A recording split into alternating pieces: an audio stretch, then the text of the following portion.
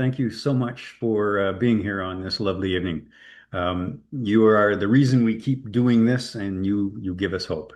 I'm Scott McKinley, your host, and this is 4RG Meets. 4RG Meets is a branch of For Our Grandchildren, of course, whose web page and various links to social media and volunteers and opportunities can be found at 4OurGrandchildren.ca. So make sure you go there to find all the ways you can get involved. We all do our bit for climate, for the environment, and some do so much. But are we making any progress? Some days it feels hopeless. Some days it feels like we are moving backwards. Every headline seems to fly in the face of what we've been fighting for. And the 1.5 degree or even the 2 degrees seems like a pipe dream these days. Some, even within our group, say that we are maybe even too hopeful at 4RG, given the course of events. And in some ways, I would agree that hope is kind of useless unless you're taking actions to bring that hope into fruition. And so you have to hope without the action is kind of useless. But I'm also very aware that some of our members have become paralyzed by bad news. And to survive as activists, we need to balance the bad news with the good news to leave room for both grief and for joy. And so our guests today, they're going to talk a little bit about some of the hopeful aspects. And they aren't really guests, of course, because they are all part of our board of directors. And together they know a lot about climate, our efforts to protect it, and our effects on it. So we're gonna see what they have to say. Very quickly, we've got Al Slavin, and he's from the Political Action Committee, and he'll talk about global carbon gas emissions. And then there's Robert Lockhart, and he's chair of the Community Action, and he'll break down trends and progress in the transportation industry and renewable electrical generation. And then finally, we'll have Guy Hanchet, our president, and he'll wrap up with a bit of collective good news stories from around the globe, including Canada. But we're going to start. We're going to start with Al, and he's a retired from the Department of Physics and Astronomy at Trent University, where he taught and did research on solid surfaces. And he's got about 60 peer-reviewed papers, so not just another pretty face. And he holds teaching awards from Trent University, as well as provincial and national teaching awards. He's worked in the past towards nuclear disarmament through Peterborough branch of Project Plowshares. And he was on the steering committee that oversaw the development of the first Peterborough Climate Change Action Plan and has been a member of For Our Grandchildren in Peterborough since its inception. So we're going to let Al start our discussion tonight. And so you're up, Al. So my job, as just been said, is Scott just said, is to talk about carbon gas emissions and why they are forcing the temperature increases that we're seeing and the climate change. So I just want to talk very, very quickly about why they're important. Just a second. There we go. So on this plot, you can see the sun is at the upper left here. It emits light. The light from the sun is a combination of visible and infrared radiation. These are the waves coming in. They hit the Earth, which is sort of the white sphere at the bottom, and they heat up the Earth.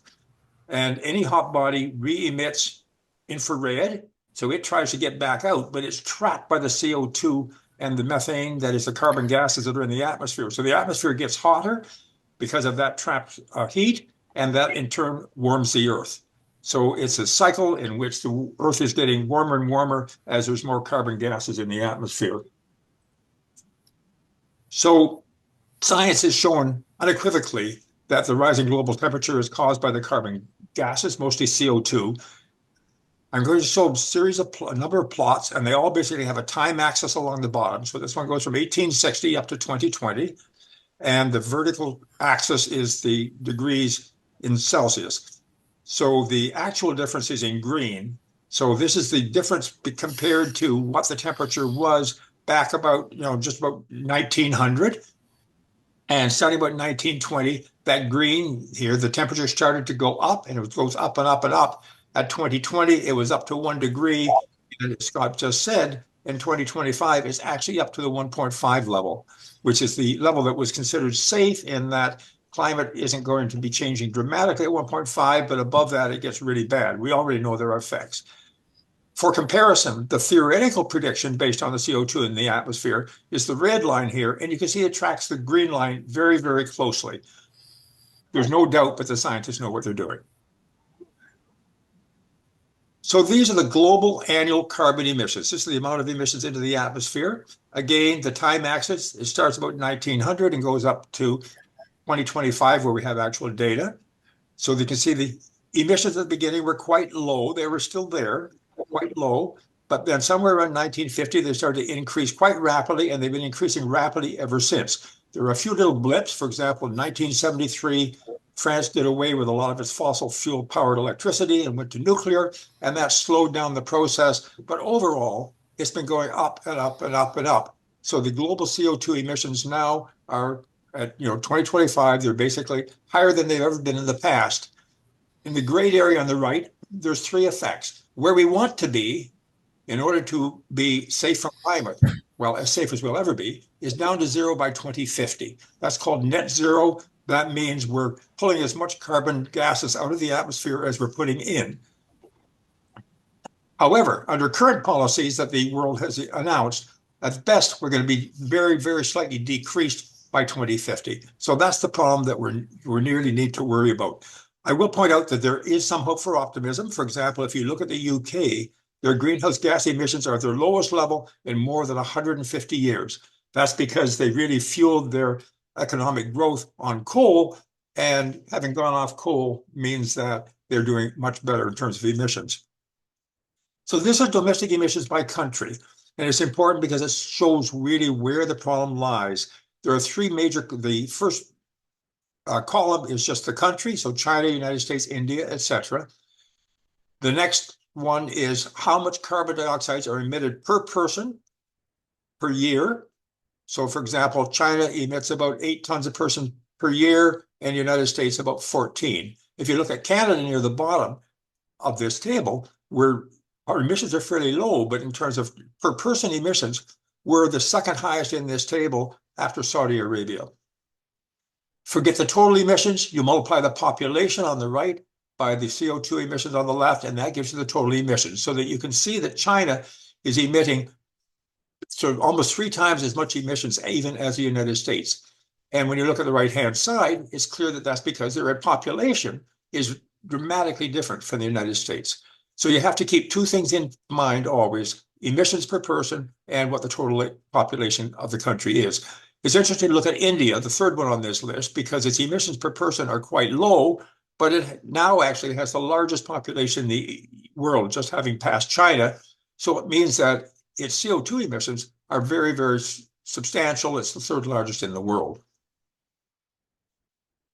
So let's look at Canada a little more closely. The white line here is Canada's domestic carbon dioxide emissions. So domestic means how much carbon dioxide or equivalent we actually produce in Canada. And again, it goes from 1990 to 2040. So, roughly halfway along there is somewhere in this region is sort of 2020. And you can see that we leveled off somewhere around 2020, and we're slowly decreasing the total amount of emissions within Canada.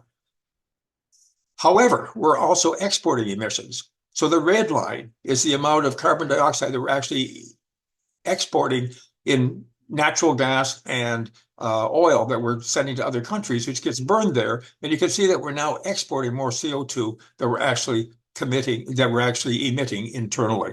So both of those are important considerations. When they look at the previous table and they show the emissions per country, it's only the domestic emissions that are being measured. So let's look at China, because China really has been the driver.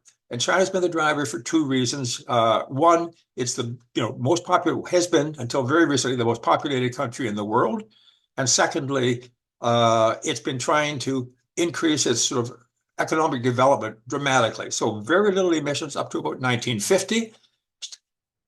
From then on, they increased in very, very dramatically. Between 1990 and 2000, their emissions, again, this is emissions per year, went up very, very dramatically as the country developed economically. And this is sort of a warning to the rest of the world, because as other countries develop economically, are they going to follow the same path as China? So up to now, this has really been a bad news story. The good news story is that other countries are not going to follow what Canada has done. If we zero in on China over the last few years, this is China's emissions. There's a dip from COVID back here, but they've been increasing. But in the last 21 months, they've been flat or falling. So that's really, really good news in terms of China's emissions, but also in terms of the rest of the world, because we have to see how China is doing it. So the next plot actually shows that. So on this plot, what we've got again, time across the bottom from 2015 to 20, predicted up to 2050. And this is the power generation source for China. And you can see that the bottom line, the black area, is how much they're getting from coal. And you can see that it's been the biggest source of their power generation in 2015. By 2020, it had fallen to about half of their power generation. And by 2025, the coal is actually less than their renewables. So the renewables are really an incredible success story. If you look at the very top, well, the orangey bar at the top, that's wind power. Back in 2015, it was just visible on the graph. In 2025, you've got about 5 times as much wind power as you had in 2015. But the one that really blows your way is the next bar down, the sort of medium yellow one, which is solar. Because solar, you couldn't even see it on the graph in 2015. And by 2025, it's the largest source of renewable energy in the country. And in fact, if you combine wind and solar together, you get as much now as being produced by fossil fuels in China. So that's why they're leveling off. They haven't stopped their economic development. Their power generation is still going up very dramatically, but the amount generated from fossil fuels has been dropping. We'll forget that plot. Let me just look at now what the cost is of different kinds of energy. And I've just picked 4 out of here. The energy source on the left, in 2011, how much that source cost per unit of energy. And then on the right, how much that costs now. So solar energy back in 2011 cost $360 per megawatt hour per unit of energy. In 2025, it's 37. It's dropped 10 times in 14 years. Wind energy is similar pattern, but not as dramatic. It's dropped from $135 per unit of energy to 61. So it's gone down to a half in that same time period. And for comparison, the cost of nuclear in the United States has gone up a little bit, but nothing like the drop that you saw for the renewable energies. Coal has gone up as well. So it now costs substantially more to produce energy from coal than it does from either solar energy or wind energy. And that's the good news story in this whole thing. It means that in the future, as other countries try to emulate China in their economic development, they're not going to be using fossil fuels. They're going to be using solar and wind. By the way, if you look at other fossil fuels, they're sort of comparable or bigger than coal. However, people always say, yes, but whilst the sun isn't shining, the wind isn't blowing.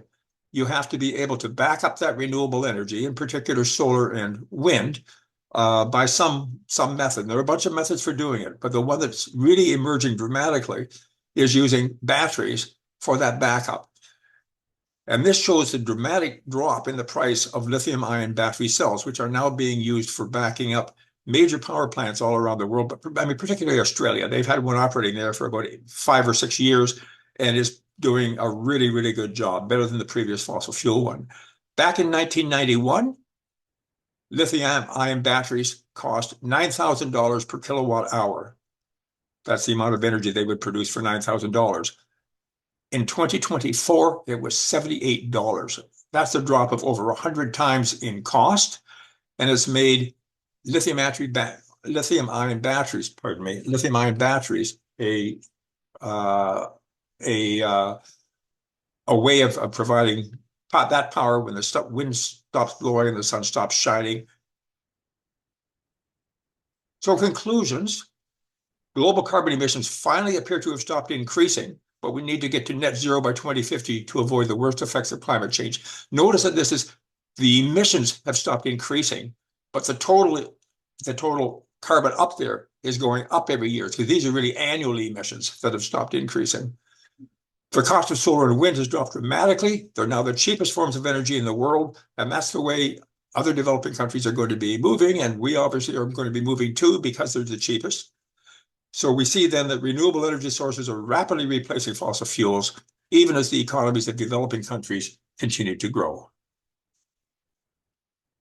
And I'll now stop sharing and I'll pass this over to Robert.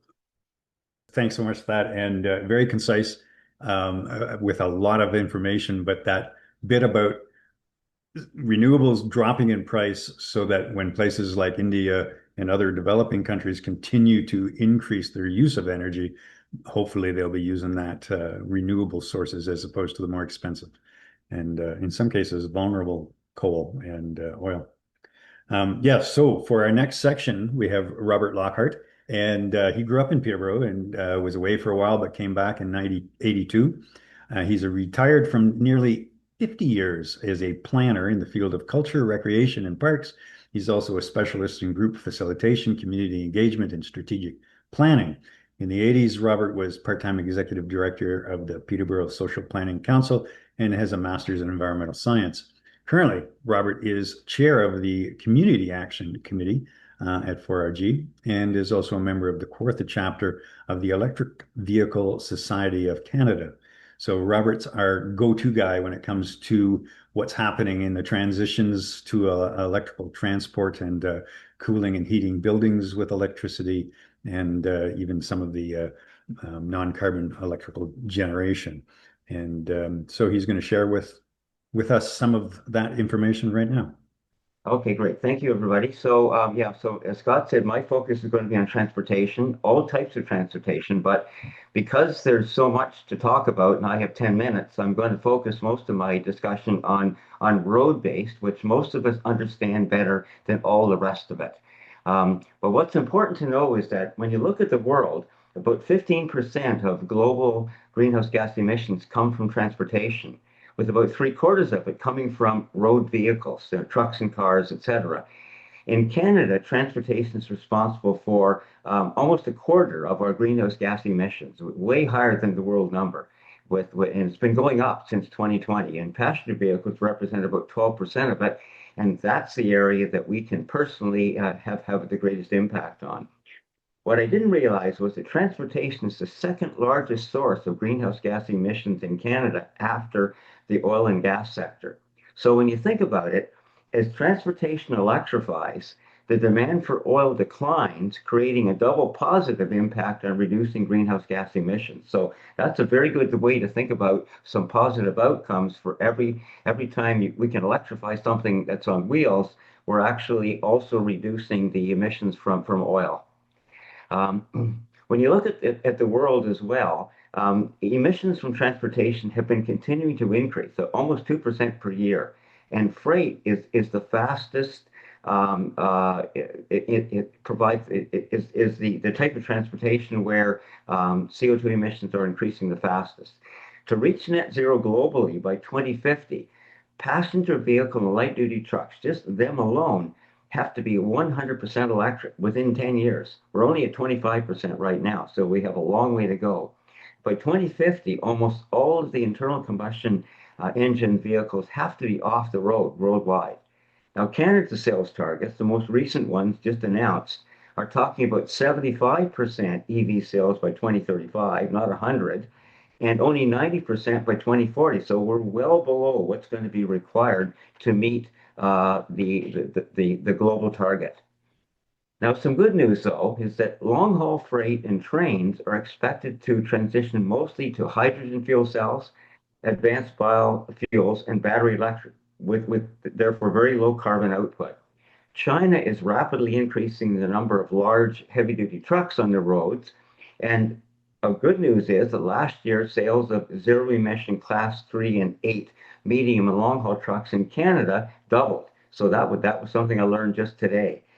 Medium distance, heavy and medium duty trucks, buses, emergency vehicles, earth movers, farm vehicles, etc., are all well suited to battery electric and hybrid power plants. And this is something I just learned a week ago, that these micro mobility vehicles are being tested in communities. They're pedal assist electric vehicles that are narrow and lightweight. They're used for parcel delivery in downtowns, and they're actually testing them in cities like Toronto at the moment. And the picture in the bottom right hand corner is of is an Amazon pedal delivery vehicle that I didn't even know they existed. Now, looking at EV sales worldwide, here's where some really good news is. In 2025, 23 million electric vehicles were sold around the world. EV sales exceeded 50% in the following countries: China, Sweden, Iceland, the Netherlands, Ethiopia, Denmark, Nepal, and Norway. And in Norway, it was 97%. Norway only sold 20 gas and electric vehicles last year. Just think about that. Only 20. Now, Canada and the US were the only countries in the world where EV sales declined. But even having said that, they still registered 1.3 million vehicles sold. Now, in the graph, you'll see the different colors. In China, it's represented in red. And you can see, going back from 2017, when very few electric vehicles were being sold, China was just under half. They're now representing about 3/4 of all the electric vehicles sold in the world. Uh, Many of them used within their own country, but the rest exported. Canada represents the little yellow line up here where my arrow is showing. Hope you can see that. So it's a pretty small number, but there's room to grow, as I'll talk about in a minute. So in Canada, if rebates had not been paused in early 2025, these are the federal rebates and the provincial ones as well in BC and Quebec, we were on track for EV sales to exceed 20% last year. That would have created 400,000 vehicles sold. In Q4 of 2024, EV sales in Canada peaked at almost 19% and averaged just over 15 for the whole year. But the good news here is that I just learned yesterday that in Q4 of last year, sales reached 12%. So even without rebates, we're starting to see a rebound in EV sales. Now, only 2% of passenger vehicles and light-duty trucks on Canadian roads are electric. Norway is at over 50%. So in Canada, there's a lot of potential to reduce greenhouse gas emissions through much greater adoption of EVs. We've got a 2 million vehicle a year market to work with. So there's a lot that we can do if we put our mind to it. Now, the remaining barriers to EV adoption are starting to weaken. There were always a lot of headwinds for people to think about moving to electric vehicle. Purchase price is still too high for most people, but costs will soon be coming down. Range anxiety and change anxiety and charging are also a major issue. But range anxiety quickly disappears as you get used to how your EV fuels, where the fast chargers are, and by the way, most are hidden, and how far your battery can take you. You get used to that pretty quickly. And charging is not a problem for about 60% of Canadians. But if you live in a multi-unit housing or in a remote area, you're going to have much more limited access to EV charging that's not home-based. The third big barrier to EV adoption is change anxiety or fear of the unknown. And we know that most people aren't going to switch to an EV unless they've got a compelling reason to do so and they're confident that it's going to work for them. And the last big barrier is misinformation and disinformation. This is where, information is mostly wrong, it's exaggerated, or it's out of date. So just a few of the ones that we hear about. EVs catch on fire. Well, they happen to be the safest vehicles on the road in terms of likeliness of catching on fire. They don't work in winter. Well, they're not as bad as the media says they are. 15 to 30% range loss, and some of the new battery types, which we'll talk about in a few minutes, are very less susceptible to winter. They're challenging to learn how to drive. Well, only a little bit. There aren't enough fast charging stations. Well, in most places there are plenty. It's just that we can't see them if we don't drive an EV. We don't know where they are.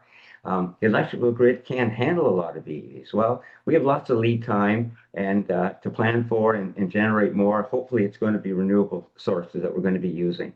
We hear that there aren't enough metals and minerals to supply EV batteries and they can't be recycled. Well, the truth is that there are enough minerals and metals. And 95% of all EV batteries can be recycled to make new batteries. And we hear that EVs are just as bad for the environment as ICE vehicles. But when you look at the cradle to grave carbon footprint of an EV, it's always lower than an internal combustion engine vehicle. Now, the changing charging and battery revolution. Here's where some amazing things are starting to happen. Battery research and advancements in batteries are eliminating most concerns that people have about EVs. Things like reliability, sufficient range, charging speed, safety, cold weather operation, and sufficient battery life. And I'm not going to go through all the details here, but there's a lot of information there that you can look at if you want to go back to the recording and pick up some of that detail to back up the statement I've just made. The technology and engineering revolution. So electric vehicles have incredible torque and acceleration. They've got excellent towing capacity. The range is really starting to improve now. There's hardly an EV out there now with less than 350 kilometers of range, and there's a few that have up to 1,200. AI-enabled verbal communication with vehicle functions is now becoming more common. Autonomous driving, self-parking, remote summoning is possible. Some of the new vehicles coming out of China have magnetic suspension that completely absorbs all bumps and potholes. And there's at least one Chinese EV that can drive on three wheels if one of them goes flat. But the big game changer happened just a couple of days ago. China's BYD, which is one of the biggest electric vehicle companies in the world, just announced their 1.5 megawatt flash charger that can charge their new Blade 2 battery from 10% to 97% in under 10 minutes. If it's minus 30 out, it's at 12 minutes. Just think about that. Now, you need that kind of charger, and obviously you have to have that kind of car. But in North America, our chargers are way less powerful. And in the most advanced electric vehicle in North America takes about 20 minutes to charge from 20 to 80, not 10 to 97. So you can see why this is such a big deal. And we could have some of these vehicles in Canada within the next year or two. Prices are coming down and EVs are becoming more compelling. So battery prices will continue to fall as new technologies are rolled out.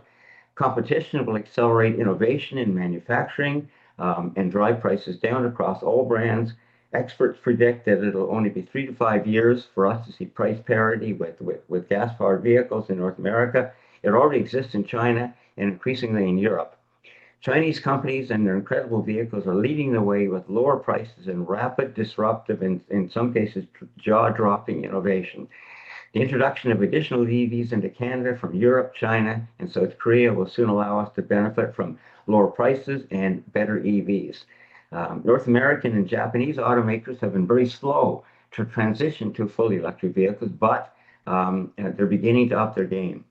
They've admitted that they're too far behind to catch up on their own, so to speed up the transition and lower prices, they're beginning to partner with leading Chinese auto and software and battery companies to get moving a little more quickly.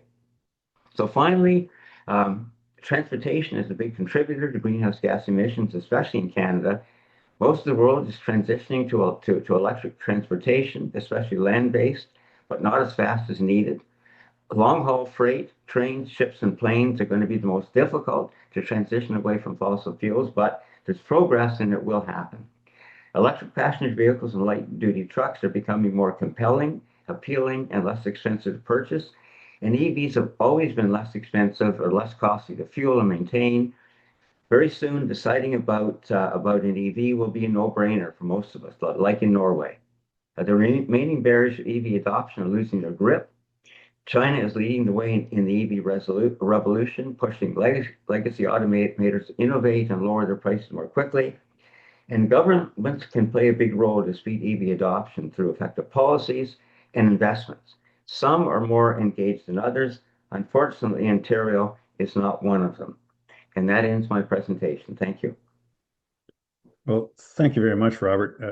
Again, just a tremendous amount of information. And what I really liked, I mean, we heard from you a couple of times before about electric vehicles on 4RGMeets, and wow, most of this is new information. I mean, things are changing so rapidly in this field, and things keep coming in. And I saw a comment come up there during your talk about how, the 40-year-old type groups are, they really want electric vehicles, but they have fears, and what you've just described allays many of those fears.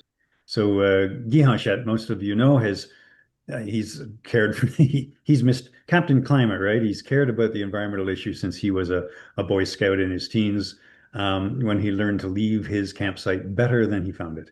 He became passionate about advocating for action to combat the climate crisis when his granddaughter was born in 2010. He was afraid she would ask, Grandpa, if you knew it was so bad, why didn't you do more? And he wanted to be able to reply, I did everything I could. And he has done a great deal.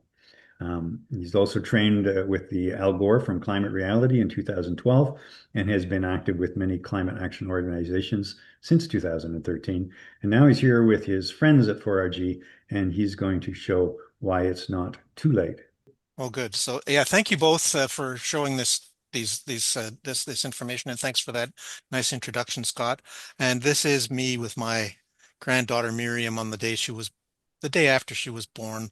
And it's just when I feel a little bit despondent about being unable to move forward, this is the image that keeps me going.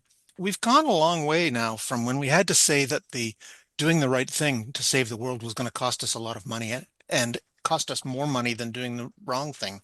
So it's now we're at the point where, as Al presented, the cost of energy produced from renewable sources is below that of what it costs to burn stuff. And the way that my hero Bill McKibben says it is, we're down at the point now where the cheapest way to get energy is to point a piece of glass at the sun. We still have a lot of headwinds facing against us, and the economics isn't going to do it all. I think Rob finished off by saying we need government policies to make some of these things easier. But we have economics on our side now, and we can use that, and we need to use that. So it's probably too slow if we just depend on it. It is too slow if we just depend on economics. It might be too slow even if we can convince our governments to take more concrete action. In any case, this is me and Miriam. And when I was asked to do this presentation, scouted through the For Our Grandchildren website, looking for the part of our website, which is called Hopeful Stories, looking for the ones that are close to home. So Rob has presented all the information that you need about electric vehicles, and Al's most of his information was from around the world and global trends. I'd like to focus on things that we can see at home, where some of the changes in the cost of renewable energy is driving change. So first thing I'm going to show you is public shows growing concern. This is something that gives us hope. Every time we talk to our mayor, Mr. Leal, he bleats on about how nobody cares about climate anymore, but it's not true. It's not true. This poll from 2024 shows that a lot of people are very concerned, and that is up from the previous year. So 77% of the people wound up in the category called concerned, compared to 62% the year before. A lot of this is driven by forest fires and heat waves and things like that. But we do need to know that we do need to remember that we're not alone. We're not the only people who care about this thing. 77% of the population in Canada cares. We got Mark Carney's government has declared support for prefab housing. Prefab housing, it was part of his campaign promises. It is showing up in the party's platform. But these are the reasons why. Prefab components are faster to build. They don't need to have concrete. At least the ones that are in this picture don't need to have concrete. They're made out of wood. They're 9 stories high, and it could be taller than that. And notice here in this, it says supported by the Ontario Building Code. The Ontario Building Code supports these things.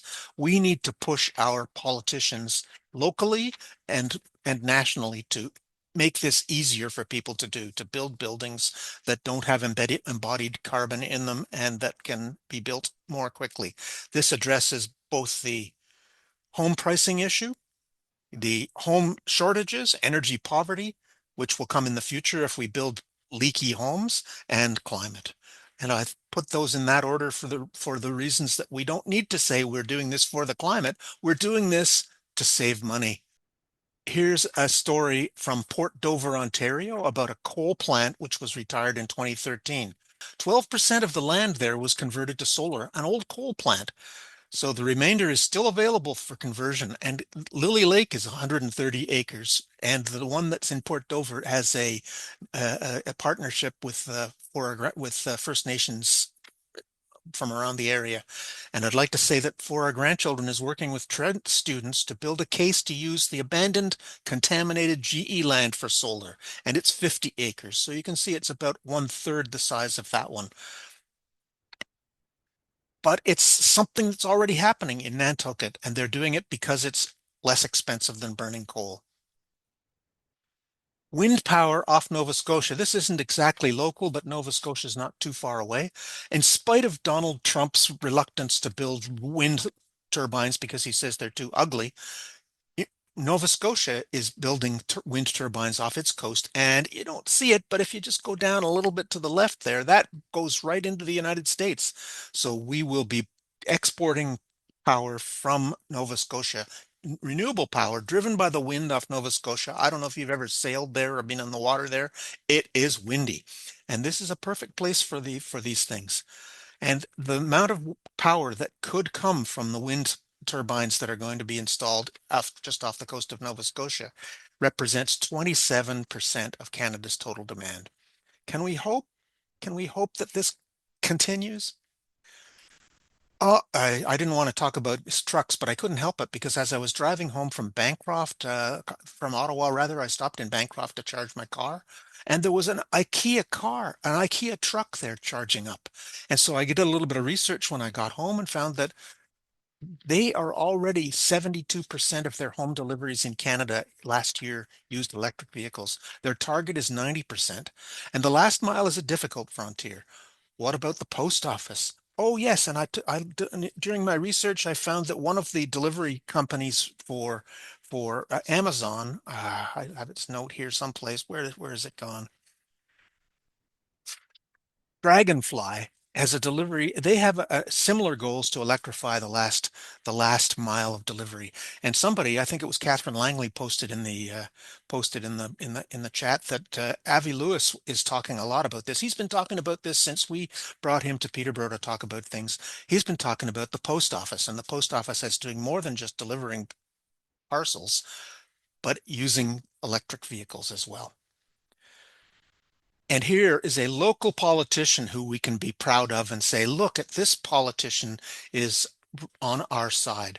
Joy LaChica, my favorite politician of all of our politicians, is part of a coalition of municipal leaders which are nicknamed Elbows Up for Climate. And there she is with her elbows up in this picture, a screenshot from a council meeting a couple of months ago. The goals of this organization are to include a national clean electric grid, a national high-speed rail network, at least 2 million new non-market energy efficient homes, and a national strategy that addresses the impacts of and response to climate disasters. I'm so proud of her, and our political action committee is working hard to find out if we can find more councillors who we can support during the upcoming municipal election, which takes place in October of this year, and find out who the progressive ones are and support them so that we can have a council which has a majority of people like Joy. Something else that we've got is the Liberal Party, in spite of its not seeming to do much about climate, has a climate caucus formed by members of its MPs from its party. There's not much news about it, but Scott and I both met this fellow, the founder of this group in Ottawa when we were there in the fall, and he confirmed the existence of the group.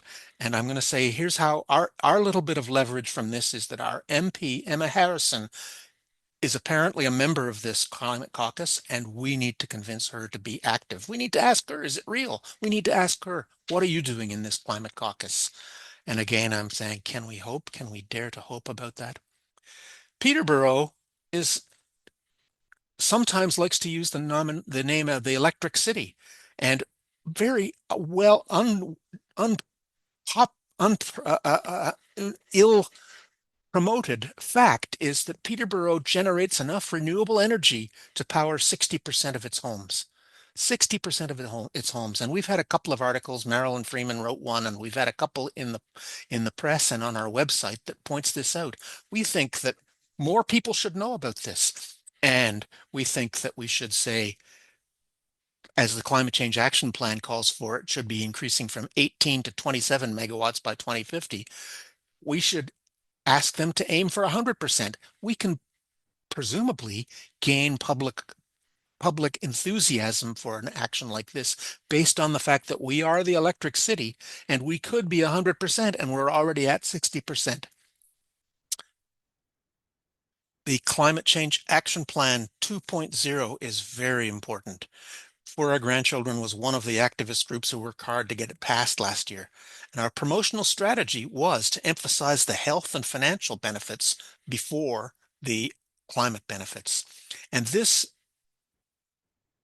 fact that the municipal government passed this into legislation gives us a lot of advantages. We often use, from the Peterborough Environmental Advisory Committee, often asks staff to go back and add weight to their reports that just references the fact that there are things in the Climate Change Action Plan which has already been accepted by council, and so they go back and they revise their reports to give more weight to climate action.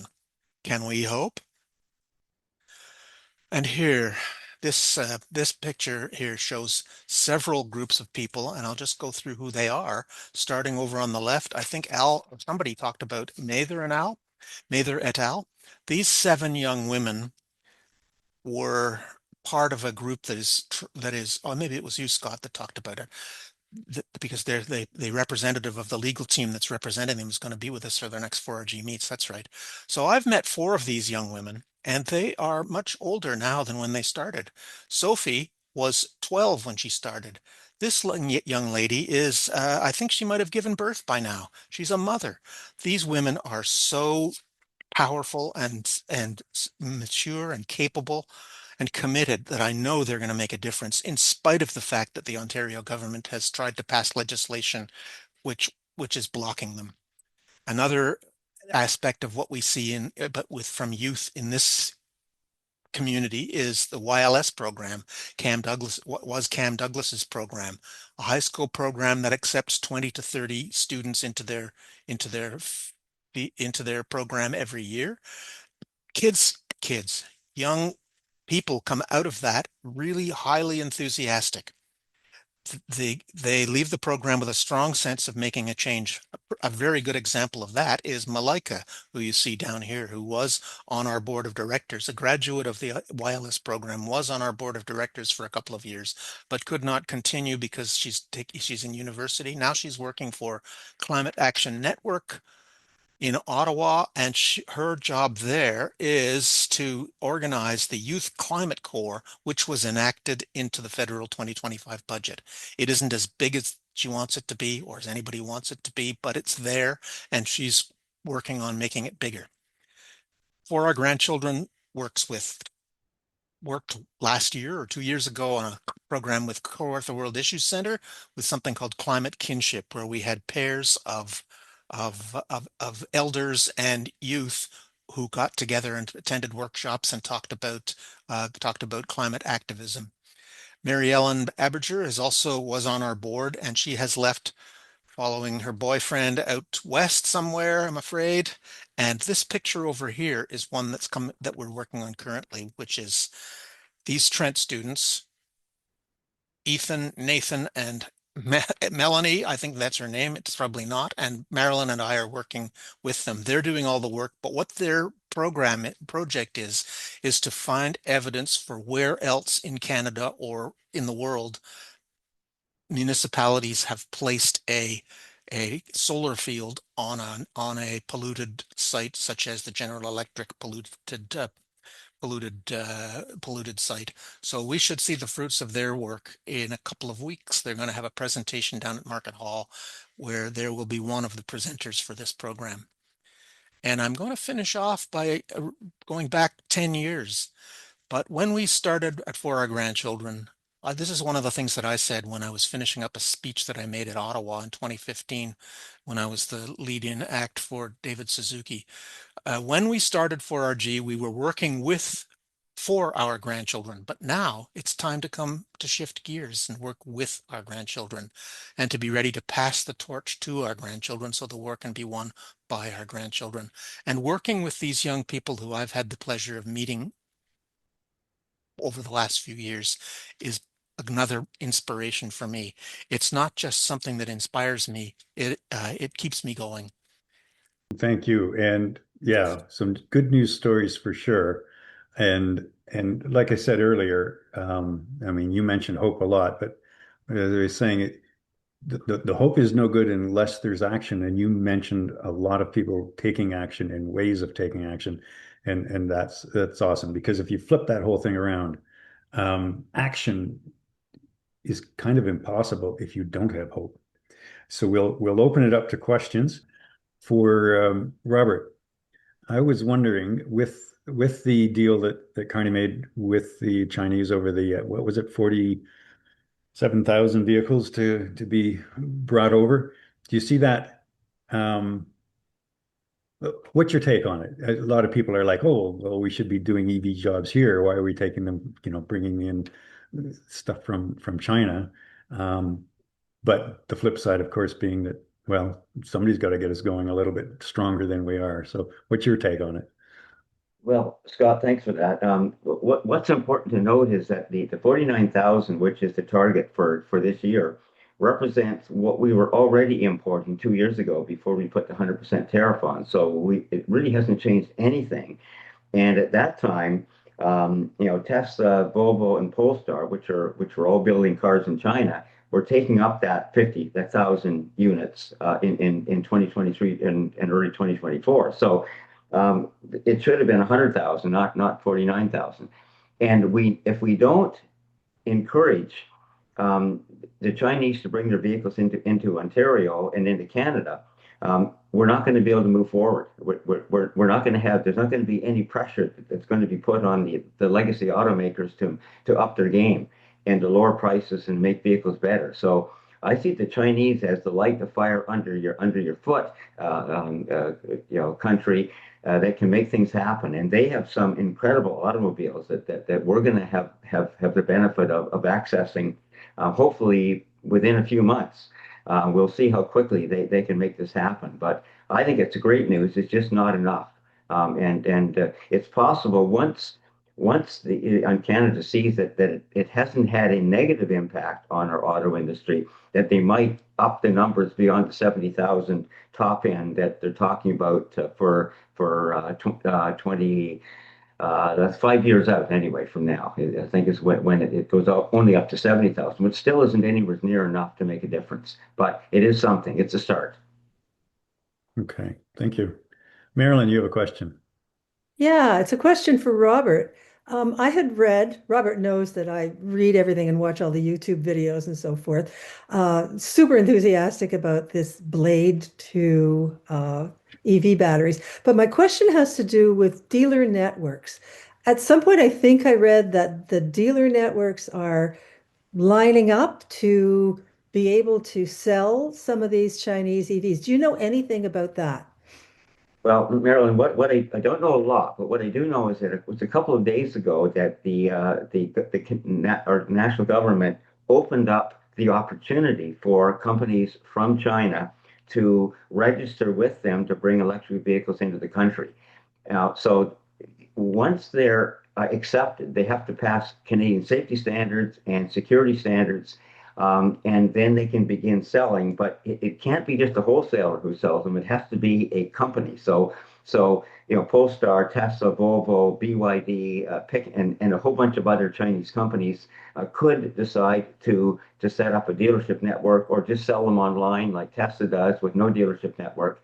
But the other thing that can happen is that companies like Chrysler, who already owns controlling interest in one of the big Chinese auto companies, could bring an electric vehicle from that company right into their showroom a month from now. Once it's been certified from a safety point of view and security point of view by our Transport Canada, it could end up in a Chrysler dealership or a vehicle that's a GM a Chinese company partnership, and they have partnerships as well. Could bring a Buick minivan that's available in China. They could bring it to Canada. So there's all kinds of ways to make this happen quite quickly within our existing dealer networks and the existing companies that are here in Canada right now.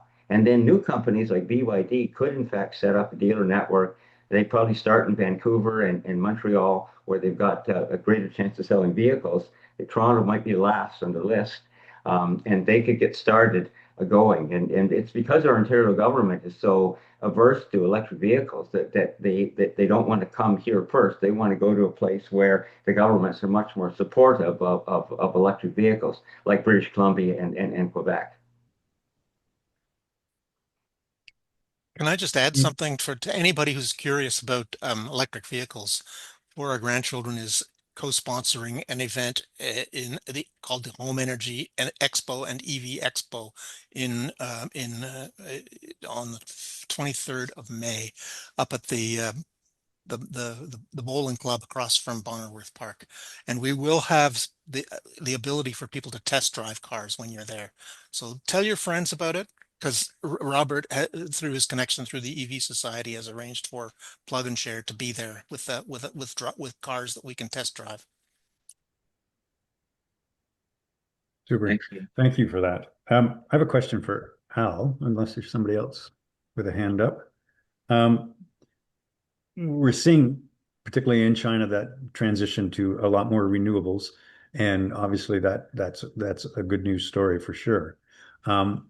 I guess my concern and concerns from other people is that even though percentages of renewables are going up, the total amount of energy being used in most countries also continues to go up. And it's probably, I don't think, just population, but we're all individually using more and more energy.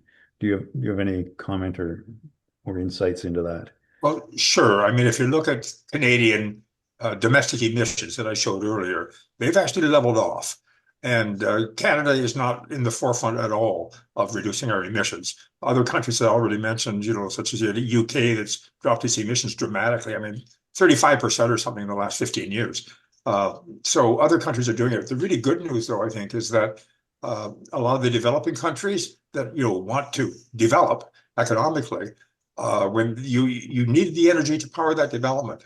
And up to now, fossil fuels have been the cheapest way to do it and the most reliable way to do it. That's no longer the situation. That now means that when they're going to do that, going to try to increase the wealth of the country, they're going to be building solar farms and wind farms. I mean, one of the flip sides of this, which is really interesting, is that a lot of that energy infrastructure is being supplied by China, which means that China is gaining more and more influence in the developing world at the same time as the United States is totally under Trump is backing away from renewable energy. So, I mean, if somebody's worried, if Trump, the United States is worried about Chinese influence in the world, they should jump on the renewable bandwagon and compete with China rather than letting China have its own way in the world. China's done a magnificent job of both developing solar panels and as Robert and I both discussed, reducing dramatically the cost of batteries at the same time as making them much better.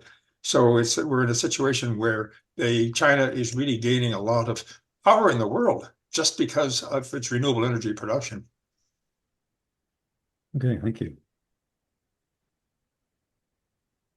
Any other comments, questions out there? Lots of people thanking for all the information and the expertise that you gentlemen have for these topics. I'm not seeing a whole lot more questions there now. Anybody else have anything else just to wrap up? And I'd just like to say that I have now had 3 days in a row of my solar panels developing 20 kilowatt hours of electricity to power my house. It feels so liberating to know that I'm at least not buying that stuff from a grid that's partially powered by greenhouse gas emitting sources. It feels really good. I love it. Yeah, I've experienced that Yeah. same feeling. Now we don't actually own ours. A company owns them and gets the money from the power. But when now I haven't done it in a couple of years, so I need to do it again. But after about 4 years of having the panels up there, I compared what the panels had produced in the time that they had been up there, and I looked at how much energy the house had used in that time by looking at my bills. And the solar panels had actually produced more energy than the house had used. So I thought, wow, my house is actually not an energy user, it's an energy producer. And regardless of who gets the microfit money for it, that made me feel good. And Alan, you have a question. Yeah, well, I'd just like to comment that at the moment, the Ontario government is planning on building a very large nuclear plant in Wesleyville down on Lake Ontario. And nuclear plants, I mean, we're looking at, at least a 10-year delay before that plant can be built because it takes that long to do the planning and do the building. And they're also talking about using natural gas to provide the peak power when we need it urgently in the province. And again, natural gas is now more expensive than solar energy. So for a government that likes to think that it's economically conservative, they're just making some really, really bad decisions. So I encourage people here to jump on your MP, write to Ford, point out what the mistakes he's making, because these are really big mistakes that are going to cost Ontario taxpayers a lot of money over the next 10 or 15 years. Not to mention the fact that nuclear is very low in greenhouse gases. So I'm in favor of keeping the existing nuclear going sort of as long as that can be done economically.